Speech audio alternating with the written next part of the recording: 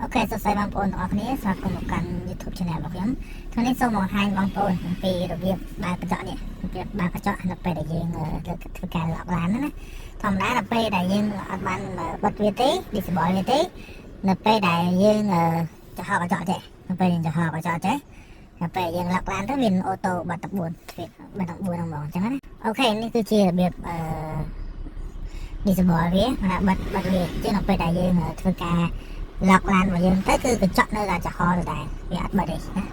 កញ្ចក់នៅតែចំហទៅដែរអញ្ចឹងវាបិទទេអញ្ចឹងយើងទៅនេះយើងចុចទៅពាក្យឡាននេះមកចុចយកឡាន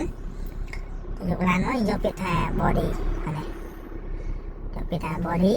ហើយនៅខាងលើនេះយើងយកពាក្យថា lock ហើយ unlock នេះចុចលើវាមកហើយយើងវាជាប់តាំងចេះយើងអុសមកក្រោមរហូត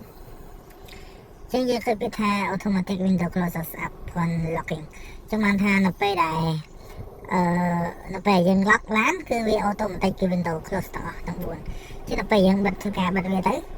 ចឹងយើងអាចចំហកញ្ចក់បានហើយយើងធ្វើការ lock បានអូខេជាមួយទាំងអស់គ្នាអូខេយើងចុច lock វាណា lock វាអូខេតែមកមើលឃើញទ្វារវាទៅបើកដែរ